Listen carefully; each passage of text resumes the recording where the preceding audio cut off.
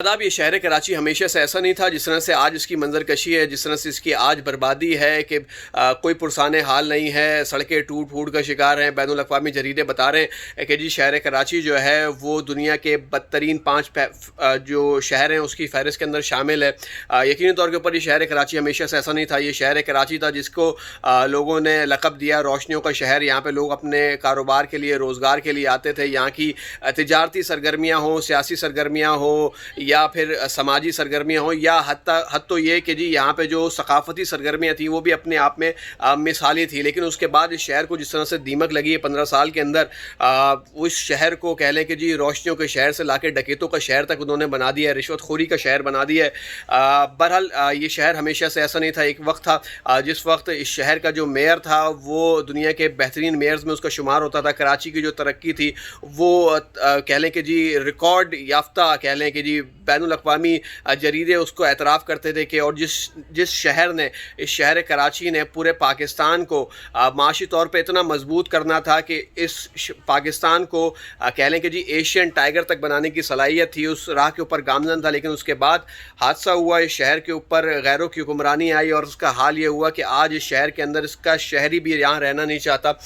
بہرحال بات کو آگے بڑھاتے ہیں اور اس کے حل کی طرف آتے ہیں کہ جی یہ تمام کی تمام چیزیں تب تھیں۔ کراچی ترقی یافتہ شہروں کی فہرست میں شامل ہوتا تھا۔ یہاں کے میئرز جو تھے، مصطفیٰ کمال صاحب جو تھے وہ بیسٹ میئر نامینیٹ ہوتے ہیں جی 2010 کے اندر۔ اور بات ساری یہ تھی کہ اس وقت قیادت جو تھی وہ مقامی تھی، یہاں کے حکمران مقامی تھے، ان کو فکر تھا، احساس تھا، کیونکہ ان کو پتہ تھا کہ ان کی اولادوں نے ان کے اولادوں کا جو مستقبل ہے وہ اس شہر کے ساتھ وابستہ ہے۔ لیکن آج کے جو حکمران ہیں سب کو پتہ ہے وہ کون ہیں، کہاں کے ہیں، مقامی ہیں، غیر مقامی ہیں، اچھے ہیں، بدکار ہیں، بد اخلاق ہیں، کرپٹ ہیں یا بہت نیک ہیں۔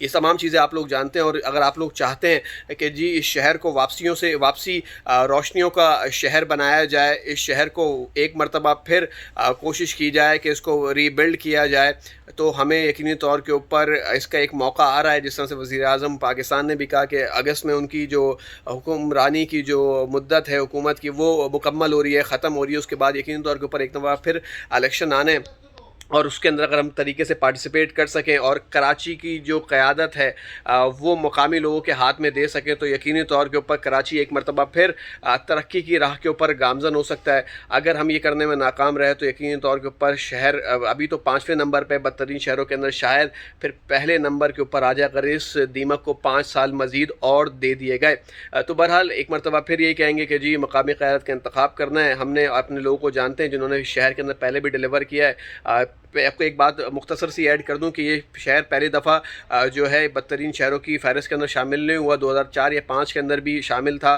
4تھے نمبر پہ تھا غالباً۔ اس کے بعد اس کی جو کمان تھی وہ سید مصطفیٰ کمال صاحب نے سنبھالی اور لوگ آج تک ان کو یاد کرتے ہیں، مس کرتے ہیں کہ جی ان کا جو دور تھا اور جو ان کی ایفرٹس تھیں، جس طرح سے دن رات انہوں نے محنت کی اور کراچی کو یقینی طور کے اوپر بنا دیا، سنوار دیا۔ تو بہرحال ایک مرتبہ پھر کر سکتے ہیں، ہمیں اپنے اوپر اعتماد کرنا پڑے گا اور یقینی طور کے اوپر الیکشن میں بھرپور طریقے سے پارٹیسپیٹ کرنا پڑے گا۔